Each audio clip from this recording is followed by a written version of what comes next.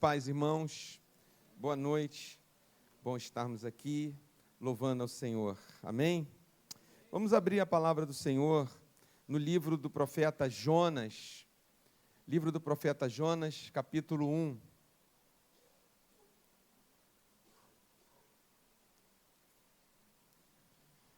Livro do profeta Jonas, capítulo 1, a partir do verso 4.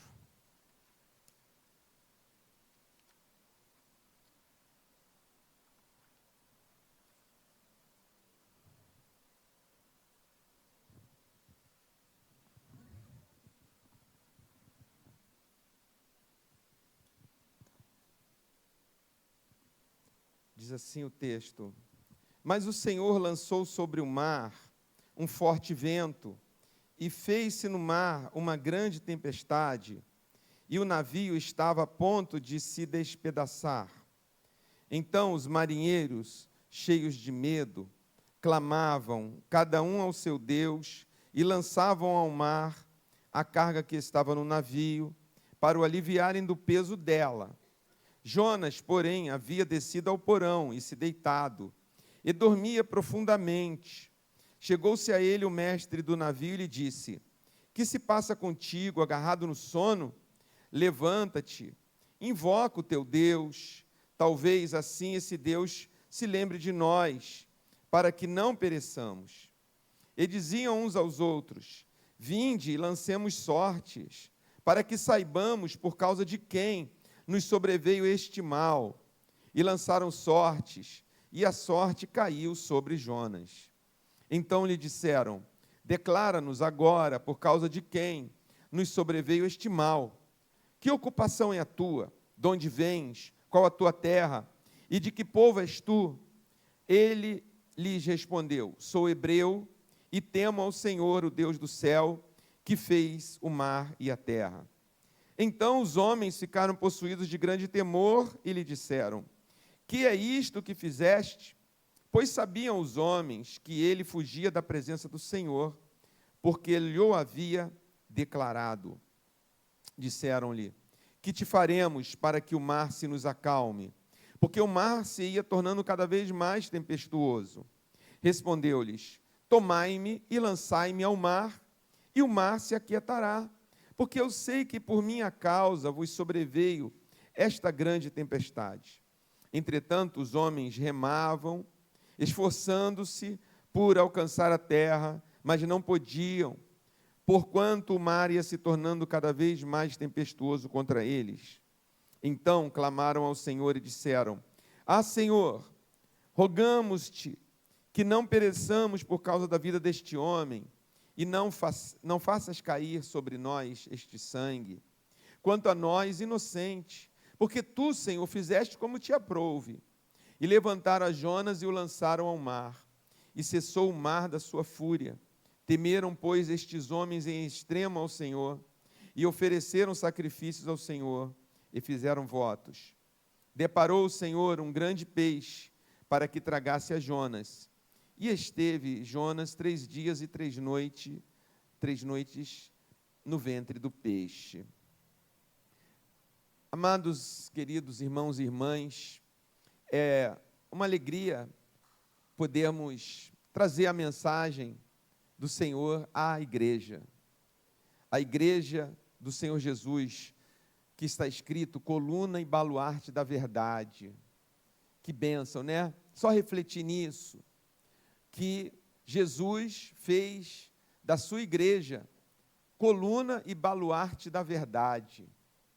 Poxa, se só fosse pensar nisso, já daria e dá para refletir muita coisa, aplicar isso para o tempo presente, para a nossa fé e o tempo em que vivemos. Mas nessa noite eu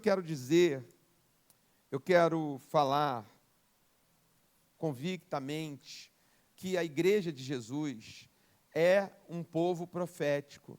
A igreja do Senhor Jesus tem o espírito da profecia. E aqui eu quero deixar claro que profecia, eu quero dizer a voz e a direção de Deus. Deus deixou a nós, deixou aos seres humanos, quando eu digo a nós, aos seres humanos, né, que responsabilidade de Deus, é porque Deus confia muito no que Ele oferece, nele mesmo, para deixar esse espírito da profecia, o seu espírito para profetizar para o mundo. Agora você pode me perguntar, mas o que é profetizar para o mundo? Eu não vou dizer o que não é, eu vou dizer o que eu creio que é, o que eu entendo nas Escrituras. É exatamente isso. O profeta é aquele, se é a pessoa de um profeta bíblico, é aquele que aponta a direção. Normalmente, os profetas no Velho Testamento, e até no Novo Testamento, o último grande profeta dessa linhagem que começa, digamos assim, Samuel, Moisés é um grande profeta, mas falamos que esse ministério profético que Deus colocou no mundo, começaria no Velho Testamento, no Samuel, e vai até o João Batista. São séculos de Deus levantando homens e mulheres para que venha profetizar. E quando esses homens e mulheres eram levantados, por que Deus levantava eles? Porque Deus tinha e tem um propósito. Deus tem um projeto eterno para cumprir. E Ele é fiel para cumprir o seu projeto eterno. Ele vela por esse projeto. Porque Ele deu o seu próprio Filho Jesus para garantir o penhor de que esse projeto se realizasse. Ele já pagou, Ele já tirou o débito na eternidade, o débito que foi criado por seres humanos, que separou essa criação, a humanidade e essa criação de Deus, separou de Deus. Então, Deus não, mesmo com essa separação, continuou amando, porque Deus não muda, Deus é imutável. Deus não amanhece amando e tem uma decepção à tarde e amanhã Ele se arrepende. Eu nunca mais vou amar nenhum ser humano. Ele amou antes de criar o ser humano. E esse amor está estabelecido. Não é?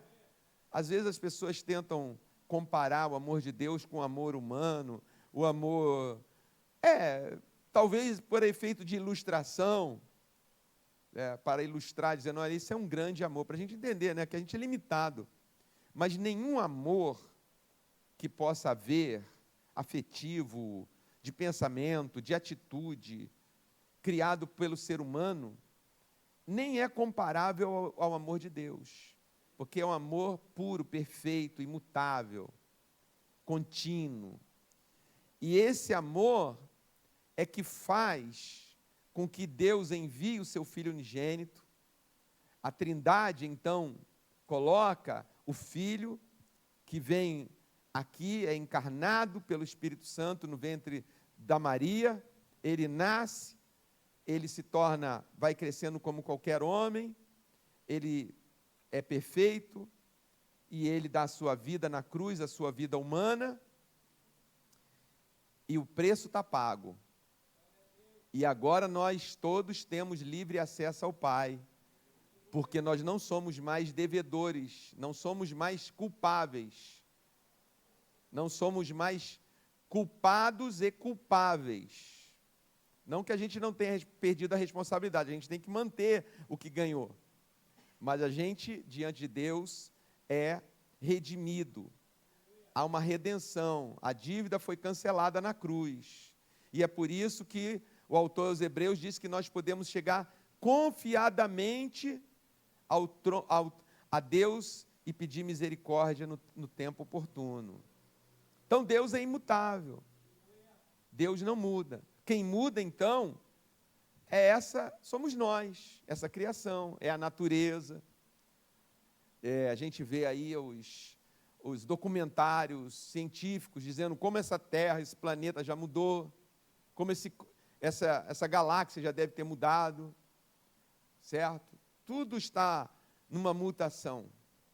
Só que não é uma mutação progressista, ainda que desejemos, nós humanos desejemos, isso é um progresso. Não, que progresso? Poxa, criamos uma tecnologia fantástica, que nossos pais não sonharam. Não estou nem dizendo os tataravós do século XIX. Nossos pais, que alguns estão aí entre nós, graças a Deus, nunca imaginaram. Eu me lembro, criança, vendo aquelas séries que tinha na TV, tinha 4 canais no Brasil inteiro, né? Olha lá, né? Quando pegava, o melhor era só um, né? Lá no Rio era o canal 4. Os outros eram todos... Então tinha que subir na antena, tinha que botar um negócio lá para pegar um filminho. E tinha aquelas séries de detetives, Bareta, lembra do Bareta? Que ele tinha uma cracatoa. Você nem era nascido, Antenor. Tinha uma cracatoa, né? Só os cabeças brancas eu vou lembrar. Tinha uma cracatoa, aquele pássaro branco, que ele conversava. Tinha Starsky, Husky. Tinha o Kojak. O irmão Elias lembrou do Kojak, que chupava um pirulito, era um detetive de Nova York. Então, lá, a gente ficava vendo aquilo, no outro dia comentava no pátio da escola. Você viu lá, nos Estados Unidos, o detetive conversa por telefone de dentro do carro. Oh, como é possível isso? Fazer uma ligação sem fio, ele já tem isso. Ou a gente via aquelas máquinas, aí falava assim, lá nos Estados Unidos é só você colocar uma moeda, aquelas máquinas estão na rua, você coloca a moeda e sai a Coca-Cola. Oh, é mesmo, isso deve ser o paraíso, paraíso que tem Coca-Cola com a moedinha, centavos de dólares. O jornal, você põe lá a moeda e pega o seu jornal e vai embora, sua revista. E assim a gente ficava, a gente que ainda está aqui vivo, graças a Deus, nunca ia imaginar que você tira, por exemplo, tira uma foto e diz, eu vou mandar para um amigo meu, para minha tia que está lá em Nova York. Como assim? Até hoje isso não entra na minha cabeça. Como é que essa foto viajou entre milhões e milhões de imagens, né? E chegou certinho no celular da minha tia lá em Nova York? Ou conversar sem fio, ligar aqui e ficar, olha aqui, pessoal, o nosso culto aqui. Né? Nossa geração jamais sonhara. No entanto, eu pergunto, a humanidade progrediu? Agora eu vejo os drones, né? A guerra da Ucrânia, a guerra da Rússia contra a Ucrânia. Os drones, por que não fala assim, vamos criar drones para levar remédio, para ver quem está perdido numa montanha, para salvar alguém que desapareceu no mar, né? Avisar. Não, pode até ter, mas já colocaram bomba nos drones. Já colocaram metralhadora nos drones, localizar lá alguém que eles querem matar onde eles quiserem pelo GPS, né? Cuidado com o GPS. Né? Ninguém mais pode se esconder nesse mundo. Chega um drone. Outro dia eu estava em casa, ano passado, a família veio mais cedo para a igreja e eu fiquei lá, na minha sala, sentado, estava mexendo no meu notebook. De repente, olha para a minha janela. Não olhei para a janela. Eu tenho lá fora pegar uma coisa para ir embora. Né? Deu uma hora. Quando eu saio na minha área lá fora, cena de filme, sabe? Sabe o que o que é isso? Não pode ser um inseto essa hora da noite? Eu olho, sabe assim? Tem um drone parado no ar, né, com aquela infravermelha assim. Os dois, acho que se surpreenderam, né? Ficou assim, hã? Aquela parada assim, um olhando para o outro, aquele olhinho vermelho, que isso? Um drone? Aí eu voltei para dentro para pegar meu celular para documentar. E eu voltei, mas ele já tinha ido para lá, para a rua, e voltou rapidinho. Estava ali espionando. Eu fiquei muito assustado. Falei, meu Deus, um negócio desse pode estar te vendo, te filmando. Já tinha me visto lá na sala. Eu sentado lá, mexendo, aí eu saí, estava lá, acima do muro do vizinho, assim, nem vi, né, acima do telhado do vizinho, Eu perguntei se ele tinha ouvido um barulho, ele também estava na igreja, não tinha ouvido. Ele é crente também, estava na sua igreja, não ouviu. Então, quer dizer, a tecnologia, a ciência, o conhecimento não tem servido para o progresso, para espalhar as boas novas, espalhar conhecimento. Não, é para espalhar o que essa humanidade faz de mal, de pior, né? Enfim, então por isso é que em toda a história do Velho Testamento há um povo que Deus, no Velho Testamento, chamou, que era o povo, os descendentes de Abraão, Isaque e Jacó. Deus firmou uma aliança com Abraão e disse: em ti serão benditas todas as nações da terra. Então Deus começa em Abraão a revelação desse propósito eterno que eu falei no início. Deus começa ali, em Abraão.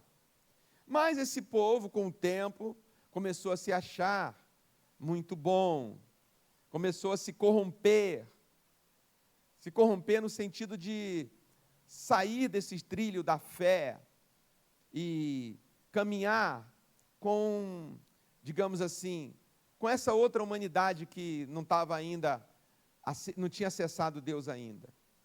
Então, quando isso acontecia, Deus levantava no meio do seu povo um profeta e colocava a sua voz nele, a sua boca nele, porque quando esse profeta falava, o povo temia, o povo devia temer. Um sinal de profecia de Deus é o temor no coração. Toda vez que você ouvir uma profecia, um dos sinais é você ter um temor de Deus no coração. É você ser levado ao conserto, ser levado a um pensamento, a uma reflexão. Não é só encher o seu ego, inflar seu ego. Dizer que você vai amanhã, né? Dá até um... Não, eu ia falar, é um vídeo que eu assisti, esse cara lá, né, enfim, né, vou pular isso. Não, quando você ouve a voz da profecia, você teme, você pensa, você se vê, você fala, meu Deus, como é que eu estou nisso daí? Não é botar medo, não é fazer terror, não tem nada a ver. O temor de Deus não cria um terror em nós. Ai, meu Deus, se eu não me consertar, eu vou morrer agora. Não, você se enche desse temor e, ao mesmo tempo, do amor de Deus. E você fala assim, eu quero voltar a ouvir Deus, por exemplo. Eu quero voltar o caminho que eu parei um dia. A palavra profética, a finalidade dela é nos consertar com Deus. Não é malhar a gente também, não. Eu estava falando de manhã que houve uma vez que, aqui na igreja, ele não chegou a vir aqui, lá no antigo endereço, e ele se chamava Paulinho Kodak. Alguns conheceram Paulinho Kodak. Coisa de carioca. Quando me falaram que eu conhecesse Paulinho Kodak pelo telefone, um amigo meu, um pastor lá, falou assim, você precisa conhecer Paulinho Kodak. E eu já, né, a gente já tem... Paulinho Kodak por quê? Porque revela tudo. Né? Aí eu falei, nossa, mas isso aí não é 7-1, não. Não, é de Deus, é de Deus. Aí quando eu fui ao Rio, fui lá no endereço, na igreja de Paulinho Kodak, convidei, trouxe ele no carro. Bom, enfim. Então, Paulinho Kodak era diferenciado. Eu falo, eu nunca vi ninguém antes e nem até agora igual. Infelizmente, a última notícia que eu tive dele não era boa. Ele não estava mais no caminho do Senhor. Mas é humano, né? A gente confunde. Mas não pode confundir. O dom é de Deus e o humano tem que também ser de Deus. Enfim. Então, quando Paulinho vinha, ele veio umas 2, 3 vezes aqui, sei lá, era aquele... Todo mundo vinha. Mas alguns não vinham. Eu não posso ir aquele homem que revela tudo. Ou se não, depois do louvor, quando eu chamava, Paulinho, vem aqui agora, o irmão Paulo, né? Irmão Paulo, a fila do banheiro crescia. Era um...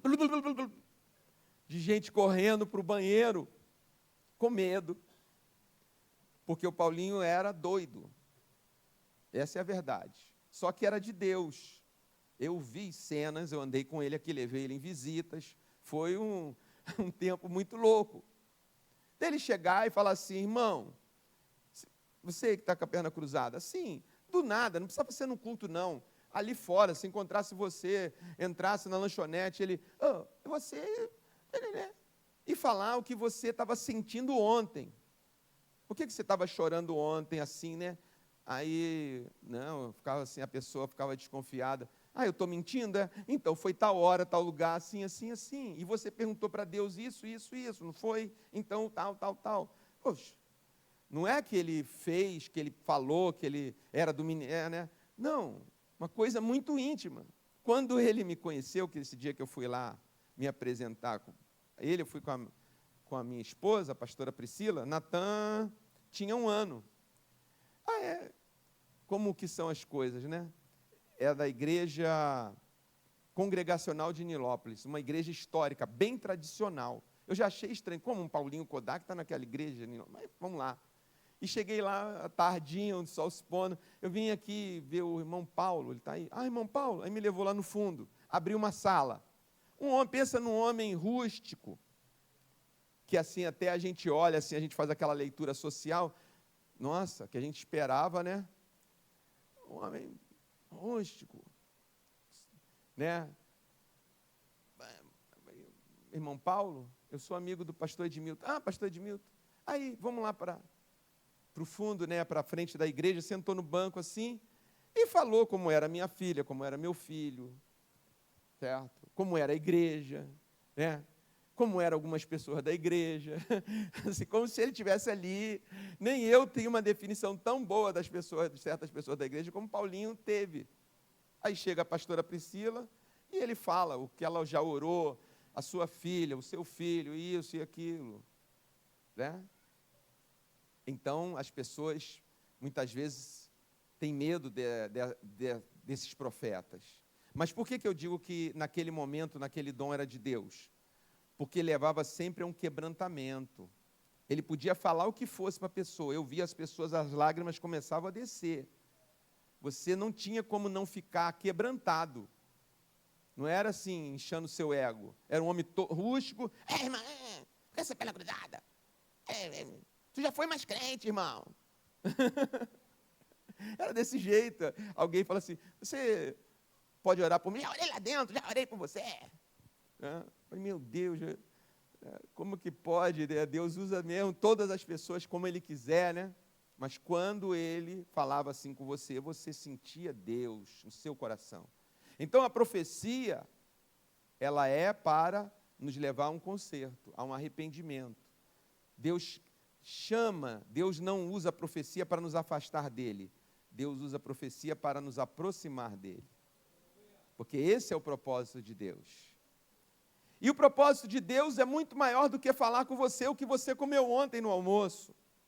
O que você vai receber de bônus, de alguma coisa boa que vai acontecer com a tua vida nesse mês. O propósito de Deus vai muito, muito, muito mais além disso. Porque, pasmem, Deus manda esses profetas, e hoje não tem mais esses profetas. Que pena. Eu queria que tivesse um Jeremias, eu queria que tivesse um Isaías, acho que o mundo ia ouvir a mensagem de Amós. Aliás, esse Paulinho, eu comparava ele com Amós. Não tem mais um Naum, não tem mais um Abacuque, não tem mais um João Batista. Amém, não tem mais deles. Sabe por que não tem? Porque agora Jesus colocou nesse mundo para profetizar a sua igreja. Colocou nós para profetizar ao mundo inteiro.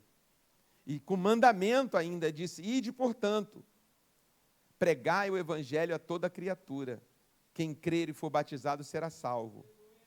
Nós somos um povo profético, porque nós temos a direção de Deus. Para o mundo, não só para nós, ser profeta na igreja é relativamente confortável. Também leva pedrada, né? também é incompreendido, também sofre. Porém, nós não somos um povo profético apenas para nos digamos assim, nutrirmos, nos edificarmos o tempo todo. Se o espírito profético é o que dá direção, eu ouso dizer que a igreja do Senhor Jesus é a bússola do mundo. É onde aponta a salvação para o mundo. Porque o propósito eterno de Deus não é apenas que a gente fique aqui. Há um motivo para isso, que nós cremos, e não é errado, mas também não é certo. O que, pastor Ramon? Nós cremos assim, bom, eu estou salvo, estou na igreja, e agora eu vou à igreja para manter a minha salvação, minha fé constante em Jesus, para não perder a minha salvação, quem sai da igreja perde a salvação. E eu vou ficar na igreja até Jesus voltar, para ele me encontrar na igreja. Ai de mim, se Jesus voltar e eu estiver passeando não sei aonde, se eu estiver não sei aonde. Então essa crença existe na igreja, ela foi criada na igreja. Não é uma crença ruim, é uma crença boa. Ela nos dá certos limites do que fazer e do que não fazer. Se eu estou aqui em Jesus, por que eu vou abusar? Eu já vim de lá, do Egito, para que eu vou voltar para lá? É muito melhor ficar aqui. E eu sei que Jesus voltará, não tem nada de errado. O problema é que com o tempo, por causa dessa crença, nós acomodamos. E parece que tudo que a salvação representa é ficar sentado numa boa igreja, que você escolher para ficar, esperando Jesus voltar. Então eu lhes pergunto, esse é o propósito eterno de Deus? Será que é resumido a isso? Deus já concretizou o propósito dele? Porque se fosse assim, então, Deus podia ir, era como se fosse uma viagem. Só ia ficar os evangelistas e os pastores. Não ia precisar nem muito pastor na igreja que eu vou falar agora. Você se converteu, entra por aquela porta, arrebatado. Não precisa de pastor, não tem ninguém para cuidar, só de evangelista. Aceitou a Jesus, batiza e já entra ali, irmão. Mas já tem uma carruagem de fogo, porque você não é mais desse mundo. Então, eu sempre me perguntei, por que a gente está aqui ainda? Por que arriscar a pele nesse mundo? Por que renunciar? Por que ficar numa igreja a vida toda, desde que conhece Jesus? Por que pagar esse preço tão alto de renunciar até a coisas boas? Renunciar um tempo bom ali, fazendo alguma coisa boa, tá? De repente está relaxando, entre dois coqueiros, ouvindo os pássaros cantar, o barulho, nem que não tem um mar, mas põe lá uma caixinha de som com som. Agora tem isso, às vezes, para dormir, eu ligo lá e fico ouvindo as ondas do mar. Se eu quero chuva no telhado, tem. Se eu quero som de rio, tem. Mas eu não pego no sono nisso, até eu fico acordado. 24 horas de som de chuva. Depois de 5 minutos, chega. Já deu, né? A salvação não se resume a isso. A salvação não se resume a isso. Porque está no pacote que você recebeu, anunciar, ser profético, viver uma vida profética. E eu quero dizer aqui para você nessa noite, todos os que estão aqui, somos um exemplo profético. Temos uma vida profética. Sabe que você é um exemplo profético? Eu? Talvez quantas pessoas olham para você, passando assim, e diz, olha, eu queria que meu marido fosse desse jeito. Ou eu queria que a minha esposa fosse assim. Ou eu queria que meus filhos, domingo, fossem assim. Ou eu queria que meu colega de trabalho, eu como colega de trabalho, fosse assim. Eu queria ter uma rede social igual essa pessoa. Só tem coisa boa? Não é possível. Não é possível que essa pessoa seja tão boa, né? Por quê? Sabe o que é isso? É porque você é profético. Porque você está dizendo com a sua vida, mesmo não considerando isso, que aquela pessoa também pode ser salva. Que existe esperança, que existe o caminho, que Jesus é o caminho, a verdade e a vida. que se ele salvou você, ele pode salvar o outro. Que se você que estava perdido se encontrou com ele, qualquer um pode se encontrar com ele. Porque não é um privilégio só seu, é um privilégio para toda a humanidade. Então a igreja é profética. Nesse momento que nós estamos aqui, que outras igrejas estão reunidas, ou já se reuniram em volta da terra, foi profetizado a presença de Deus, foi profetizado o conserto, foi pregado o evangelho, alguém recebeu uma oração, alguém recebeu paz no coração, alguém recebeu vida, porque a igreja é profética. E saltando aqui para o texto, vocês notaram que eu não falei nada do texto até agora, então para não gastar mais tempo, vou para o texto aqui de Jonas. Jonas era um profeta. E agora eu quero ligar com tudo que eu falei antes. Jonas era um profeta no seu tempo, esse profeta escolhido lá, diferente, diferenciado. Porém, nesse momento que o texto que nós lemos mostra, ele tinha renunciado ao projeto de Deus, por um motivo temperamental, por um motivo comportamental, pela sua visão de mundo. Como eu disse no caso do amigo Paulinho, o dom é de Deus, mas a pessoa também é de Deus, mas ela ainda está, em processo. Nós não somos perfeitos. Perfeito é quem está em nós, mas nós não somos. Ele está em nós para nos aperfeiçoar. Muito bem. Jonas então recebe uma comissão. Vai pregar o evangelho, vai pregar a minha palavra para os ninivitas. A capital de Nínive, capital dos assírios.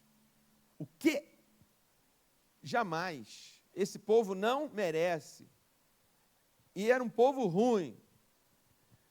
Se fosse comparar com um povo bárbaro hoje, que faz barbaridade, que invade aldeias, que queima tudo, criança, mata, os assírios eram assim. Eram bons de guerra e eram cruéis.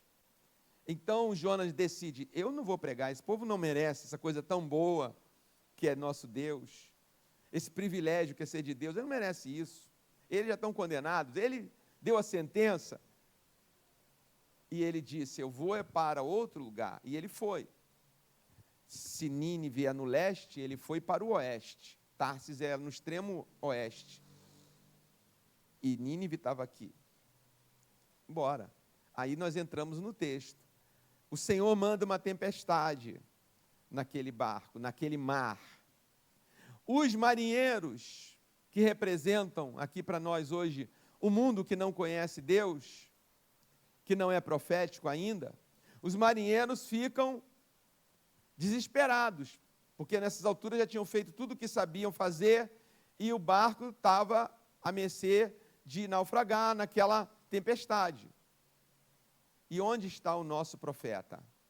Você lembra no texto? Faz tempo que a gente leu o texto. Mas o nosso profeta estava, segundo o verso 5, ele havia descido ao porão. Primeira coisa, queridos, quando nós negamos o projeto de Deus, nós não vamos progredir, nós não vamos ascender, nós vamos sempre descer. Nós vamos sempre procurar um porão para ficar. Um porão, onde ninguém saiba quem eu sou, onde ninguém converse comigo, onde ninguém me procure, onde ninguém queira a notícia de mim. Um porão, mesmo na tempestade do mundo. Isso não é problema meu. Eles que resolvam. Segundo lugar, outro sintoma que ele apresenta no mesmo verso. E dormia profundamente. Ele não estava tirando um cochilo, ele não estava descansando, ele apagou. E quem apaga é por quê que apaga numa tempestade? É porque não quer o quê? Não quer senti-la, não quer pensar, não quer se preocupar. Isso, eu quero uma paz, a paz do silêncio, a paz da dormência cerebral mental. Eu quero dormir. Esses são os sintomas. Onde os marinheiros vão encontrá-lo? E aí, olha como o mundo faz com o nosso profeta. Olha a expressão que o marinheiro que o encontra fala: agarrado no sono. Agarrado no sono. Está todo mundo desesperado jogando água, outros correndo, outros se segurando em alguma corda, até os ratos já estão pensando em pular fora. E você está agarrado nesse sono, profeta. Você se agarrou aí a sua tábua de salvação, se agarrou nesse sono,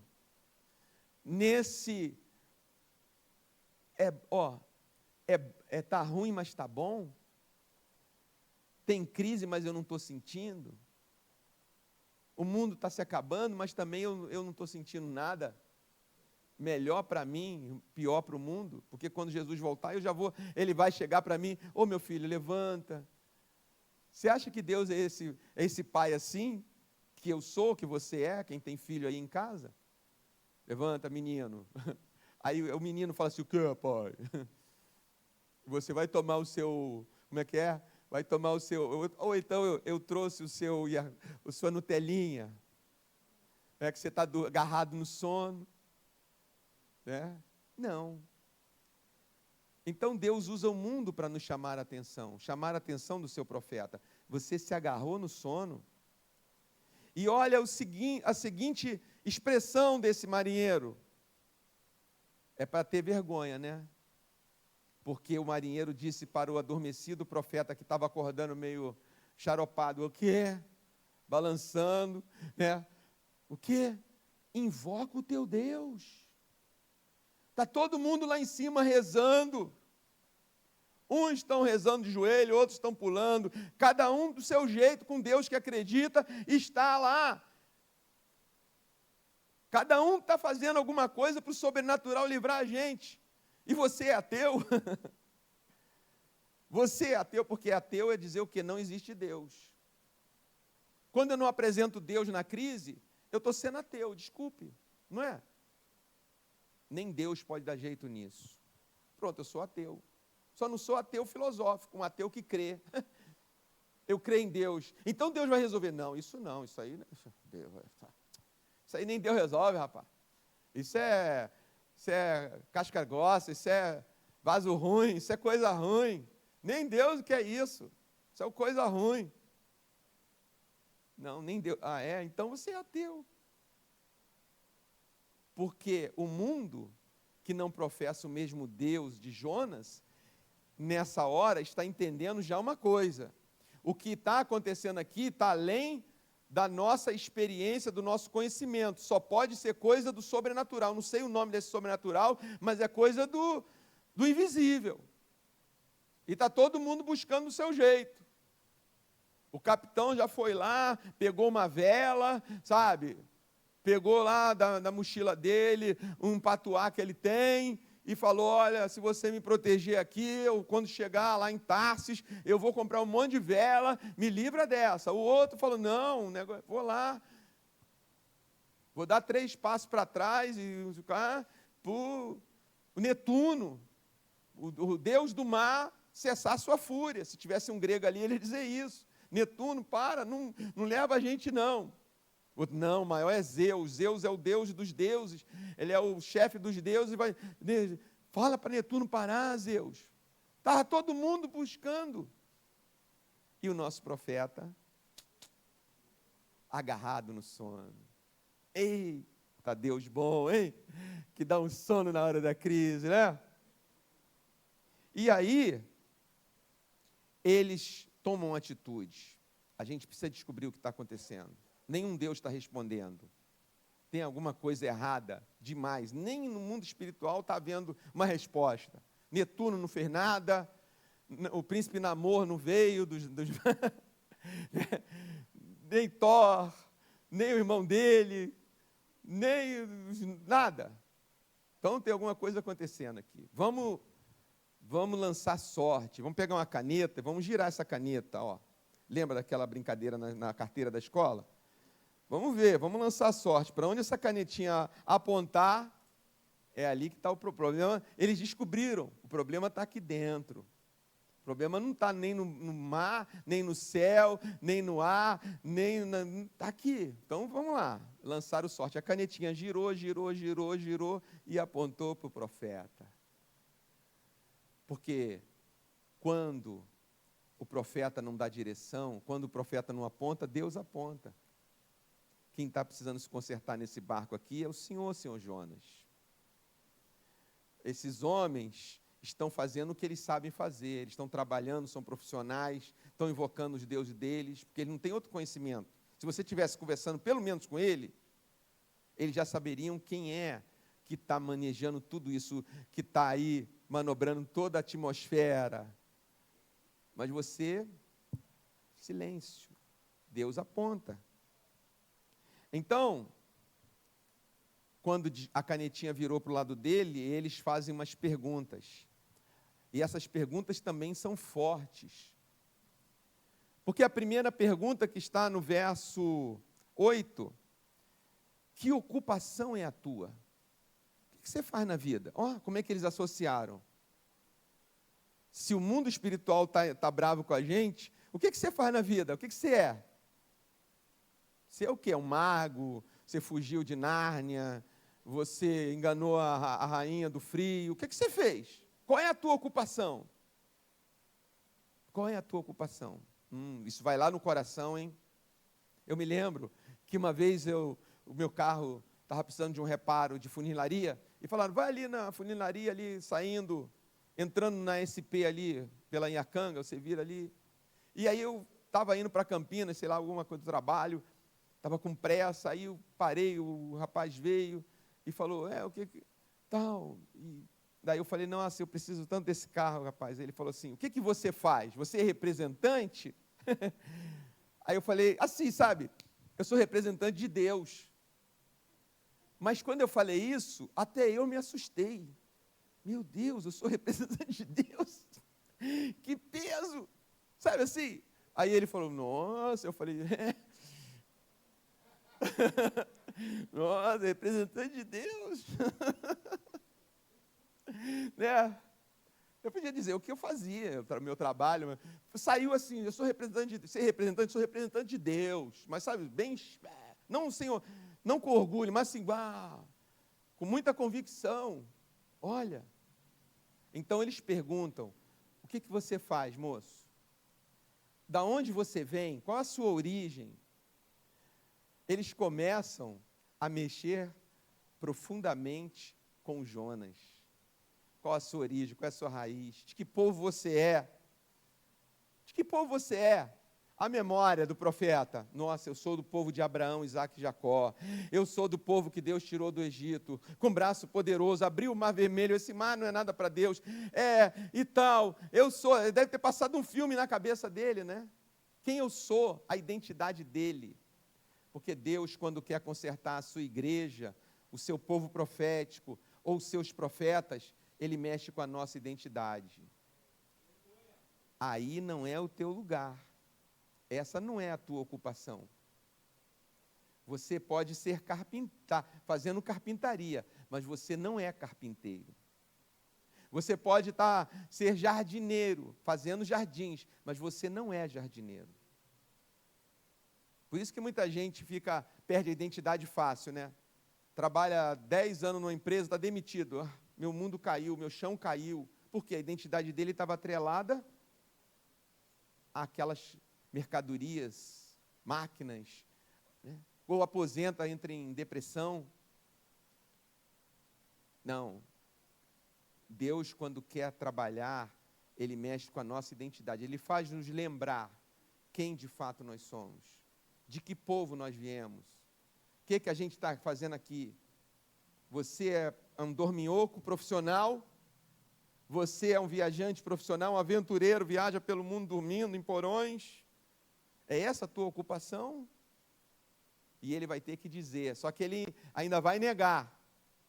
Porque ele diz, eu sou hebreu e temo ao Senhor. Ele não diz, eu sou profeta. Ele não teve a coragem que eu tive, a espontaneidade de dizer, eu sou profeta. Sabe por que ele não disse que ele era profeta? Porque ele não queria se comprometer com aqueles marinheiros mesmo sabendo que a vida deles poderia acabar a qualquer momento, e ele tinha a palavra profética de salvação. Porque se ele dissesse, eu sou profeta, então faz uma oração por nós, né? Faz uma oração por nós. Você é de Deus, e é o seu Deus que está fazendo tudo isso, então ora que Ele vai parar tudo, nos salve. Olha o mundo clamando, olha o mundo sedento da salvação. Mas ele nega, ele diz, não, eu sou hebreu e temo ao Senhor. Eu sou igual, eu sou um ninguém, eu só sou um seguidor de Deus. Que ali era Yahvé, tradução para o Senhor, o nome hebraico de Deus. Eu sou seguidor de Adonai, o Deus dos hebreus. Não revelou nada, não revelou quem era, não revelou o que ele sabia fazer, que Deus tinha dado a ele.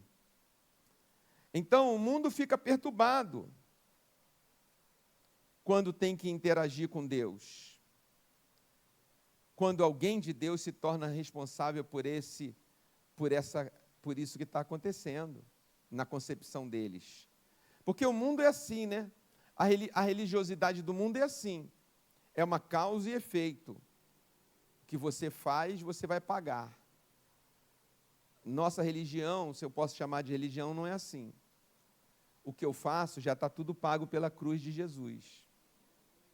Não é tomar lá da cá, eu vou fazer isso, eu vou caminhar aqui 10 quilômetros para Deus me dar 1000 quilômetros. Não. Essa é a religiosidade do mundo que não conhece ainda a graça do Senhor. Não é assim que funciona, mas eles entendem assim. Então, por quê? Só que, olha, o mundo é interessante. Me perdoem se parecer que eu estou elogiando muito o mundo aqui hoje. Mas a gente tem que aprender a discernir o mundo. A gente tem que aprender a entender o mundo em que nós vivemos e os sinais do mundo. Assim como você olha os sinais de uma planta, os sinais de um pet, ou os sinais de uma criança que está crescendo, está acontecendo. Essa criança está quieta demais. A gente olha os sinais de uma pessoa adulta. Assim também a gente precisa ler os sinais do mundo. O que o mundo está clamando por hoje, irmãos? Então, quando o profeta se revela, ele diz assim, eu sou o culpado de tudo isso, porque é o meu Deus que está fazendo isso e a culpa é minha. Está errado. Deus não está fazendo isso porque a culpa é dele. Não é essa a vontade de Deus, e ele, como profeta, sabia que a vontade de Deus não é destruir ninguém, nem ele. Olha como é que começa a pensar já errado. Mas olha o que o mundo faz. Acolhe o profeta. Porque ele diz assim, me peguem e me joguem ao mar. Os marinheiros mundanos, os marinheiros de outras religiões, certo? Os marinheiros falam, não vamos jogar o cara embora, ele é nosso passageiro, ele comprou a passagem, a nossa missão é entregar ele vivo. Vamos remar, e começaram a remar, e nem colocaram o profeta para remar. Não, você vai ajudar então também, já que é a sua culpa, a gente precisa da sua energia braçal para sair disso. E eles remaram e nada. Aí eles falaram assim, sinto muito, mas a gente precisa sobreviver. E a sua vida é que vai salvar a nossa. Aqui é uma interpretação da pessoa de Jesus, que deu a sua vida em favor de muitos. Ele se atirou nas profundezas da morte para subir com a vida, em resgate de muitos. Nesse momento é uma figura de Jesus na Bíblia aqui. E eles jogam o profeta ao mar. E, finalmente, o profeta faz aquilo que ele precisava fazer. No capítulo 2, o que vocês acham que o profeta precisava fazer? Profetizar, amém? Sim ou não? Ou não? Profetizar para quem? Imaginemos num estômago de um peixe, que deve ser a pior experiência do mundo, deve ser comparável a uma pessoa ser enterrada viva, sabe que ninguém vai ouvir, que acabou e está vivo ainda, esperando, literalmente. o coração parar de bater e sentindo tudo. Ainda tem 3 minutos de já morri e estou pensando ainda. E essa é a situação de Jonas. Ele, peixe, eu te ordeno em nome do Senhor Deus, me leva dessa. Não. Ele não fez isso, ele não profetizou, não. Ele fez o que ele devia ter feito antes. Ele fez o que nós precisamos fazer sempre, como povo profético. Ele orou. Ele orou. Então Jonas, do ventre do peixe, orou ao Senhor, seu Deus, e disse. Ele orou ao Senhor. Ele orou.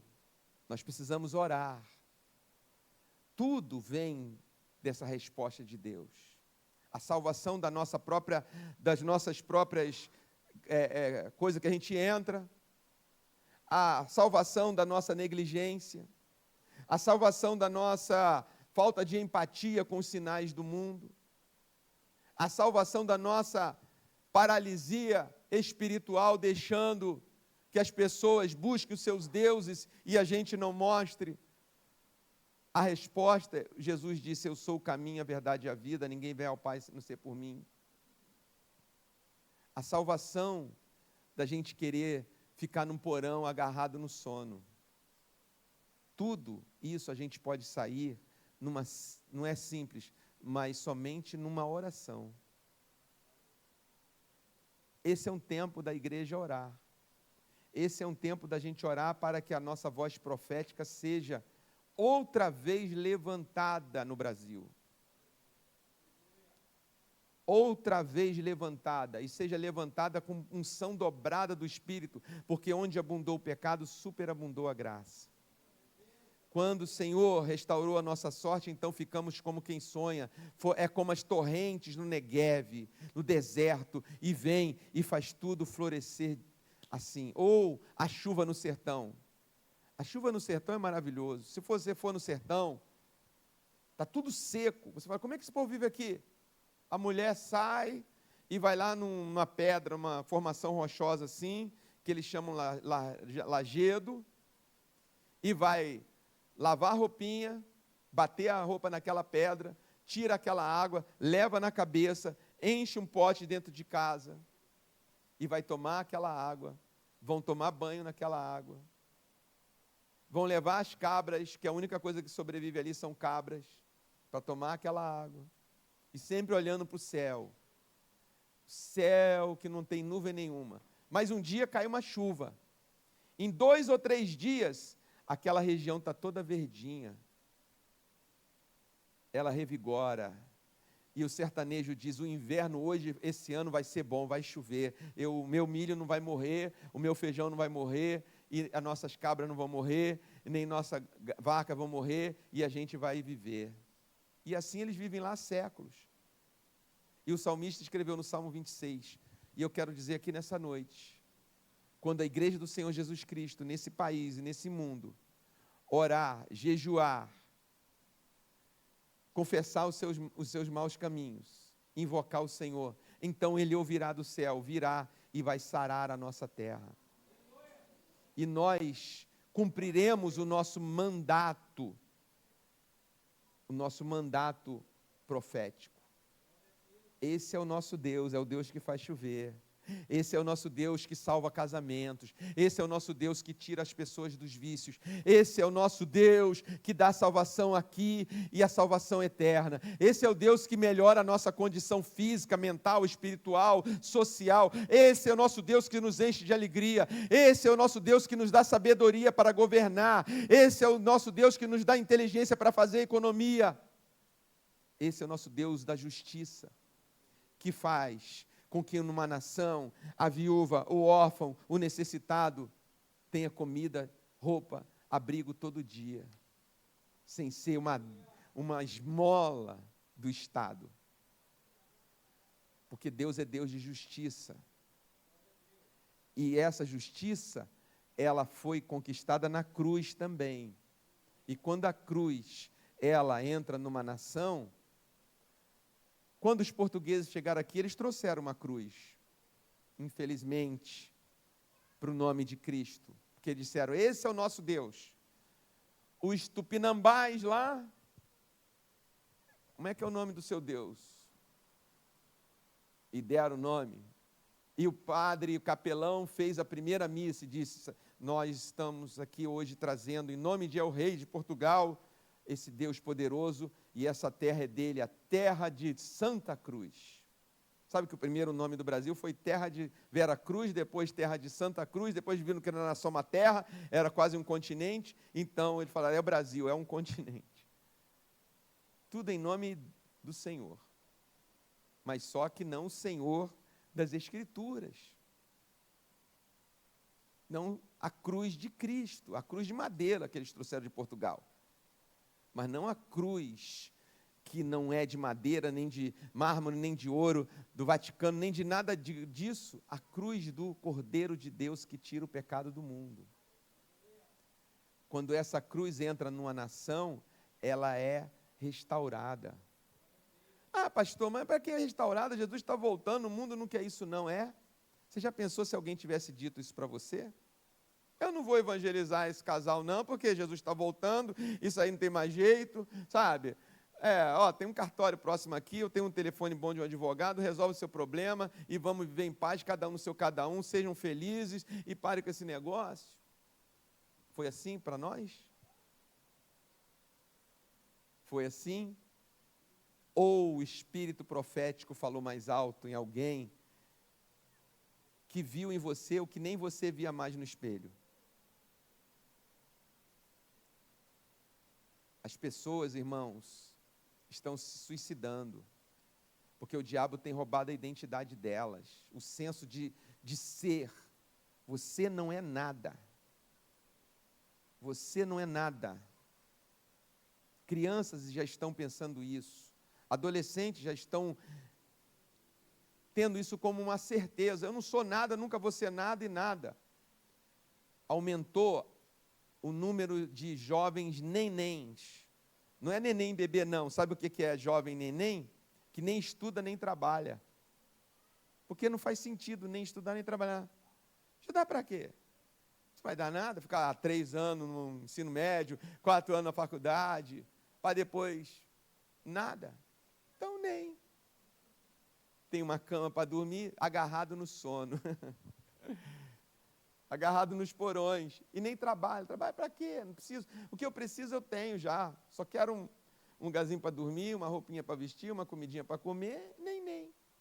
Isso não sou eu que estou falando. Isso aí são estatísticas do IBGE, que aumentou o número de nenéns. Nenéns.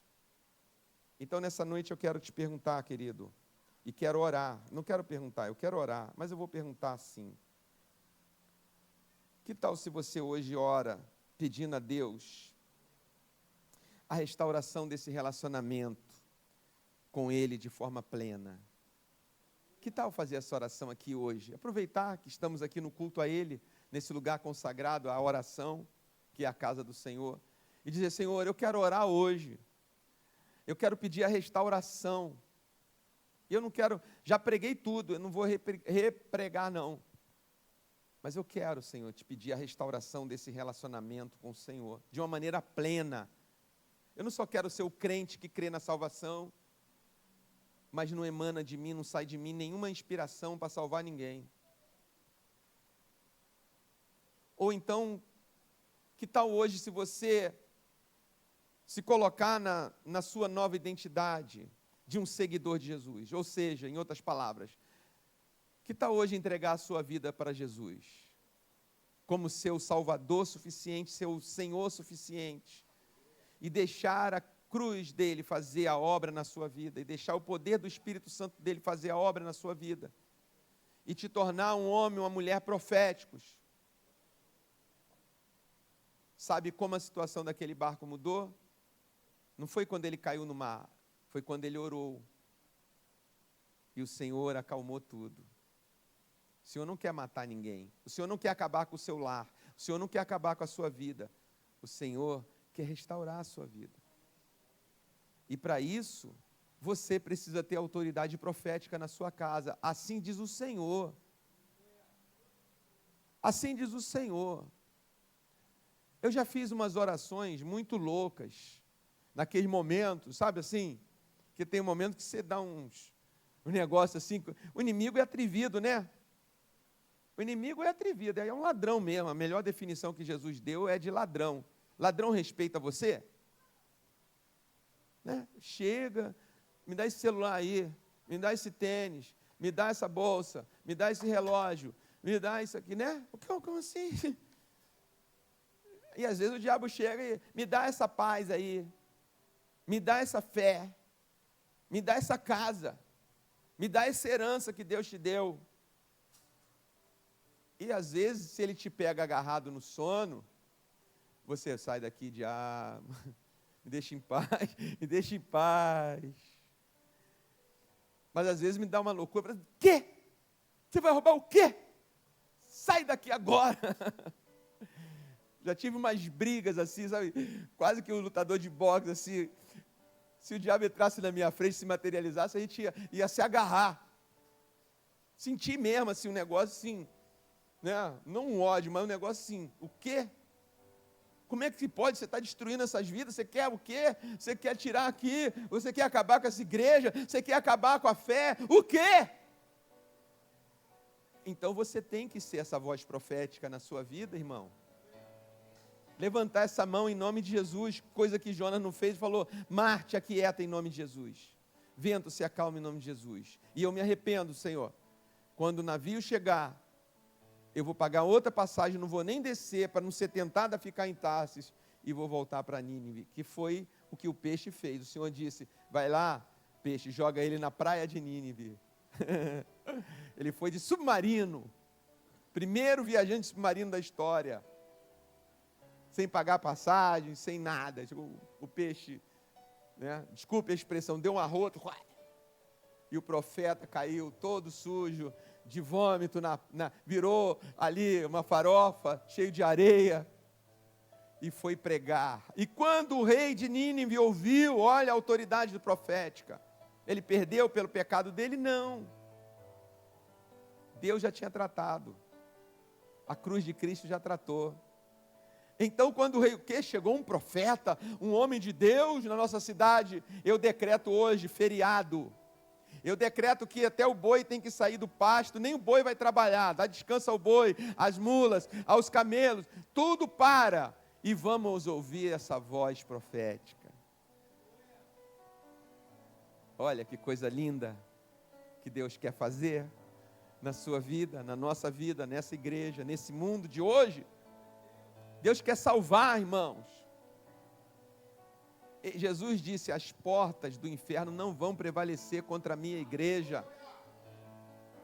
Não vamos ser esses crentes, em nome de Jesus, de ficar aqui como quem está batendo um agente de viagem. Para onde você vai? Para o céu. Você vai para o céu. Você vai para o inferno. Para o inferno. Como? A igreja não manda ninguém para o inferno. A igreja resgata vidas do inferno. A igreja profética tem autoridade de falar assim, abre essa porta, essa vida não te pertence mais, porque não morreu ainda, e ainda tem chance de arrepender, e nós viemos pregar para ele, e você tira as garras dele. Entenderam? A autoridade que você tem, mais ou menos, tem muito mais do que isso, eu fiz aqui só um...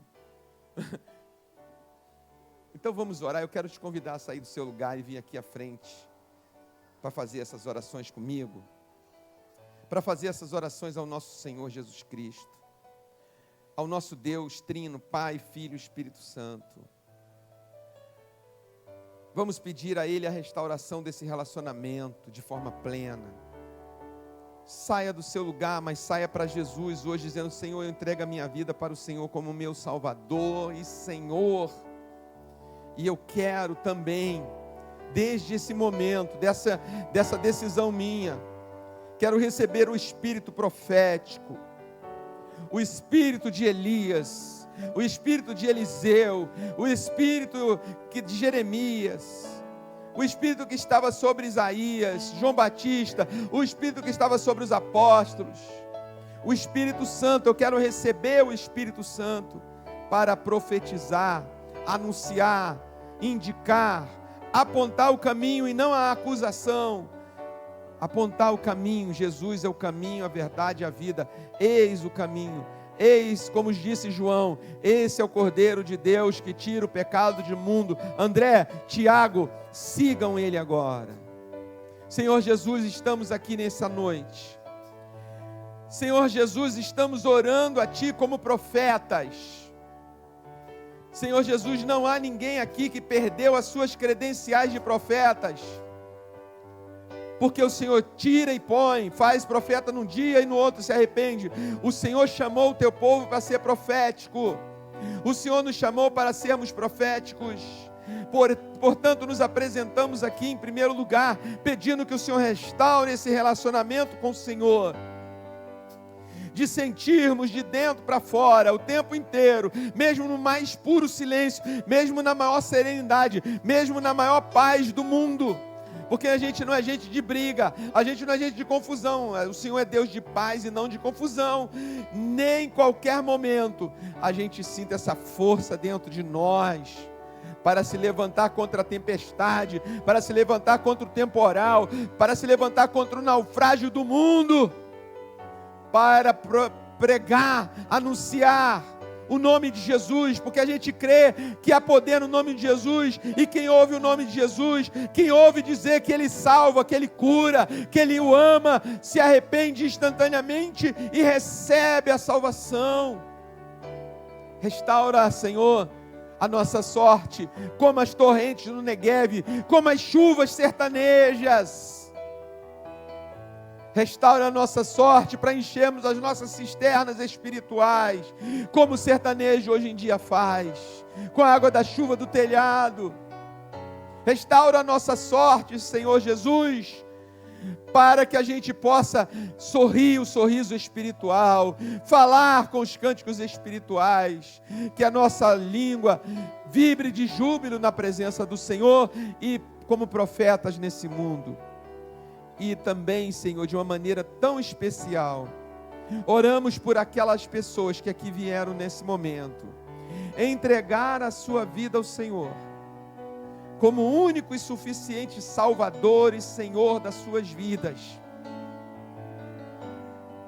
Que eles não pensem, Senhor, que eles têm que manter esse pacto, eles têm que manter, sim, na fé, mas é o Senhor quem mantém o pacto na vida deles, porque nenhum de nós suportaria viver mantendo essa parte do pacto na nossa fraqueza, como a de Jonas. Então que nessa noite, Senhor, os céus se alegrem, que haja festa no céu, por essa vida aqui, como houve em Nínive, quando toda aquela grande capital do Oriente Médio se arrependeu pela pregação desse profeta, que tantos defeitos tinha, comportamentais, temperamentais, mas quando ele abriu a sua boca profética, houve um arrependimento nacional. Que assim seja na sua casa, na sua vida, que você possa ligar o que está desligado. Veja, o profeta, ele tem autoridade para ligar e desligar. Nós temos poder do Senhor Jesus, tudo aquilo que vocês ligarem na terra será ligado no céu. Levante suas mãos na sua vida, a partir de hoje. Não deixe mais o ladrão rugir, porque é só isso que ele faz. O leão anda rugindo ao redor, mas ele não pode entrar na sua casa, na sua família, na sua vida, na sua existência, porque você já faz parte do projeto de Deus. E que nos lembremos, Senhor Jesus, de anunciar a esse mundo essa grande salvação na nossa geração, e que o amor de Deus, o nosso Pai, que a graça do nosso Senhor e Salvador Jesus Cristo, que a comunhão e as consolações do Espírito Santo esteja com você, esteja com cada um de nós, esteja no teu coração, esteja na tua alma, em todo o teu entendimento, esteja nos teus planos, nos teus projetos, nas tuas realizações. Quando você pensar, qual é a minha ocupação? Está ali a comunhão e as consolações do Espírito Santo de Deus esteja na tua vida. para a glória do seu nome. Amém e amém, Jesus. Amém, Senhor. Obrigado, queridos irmãos e irmãs. Que o nome do Senhor Jesus seja exaltado.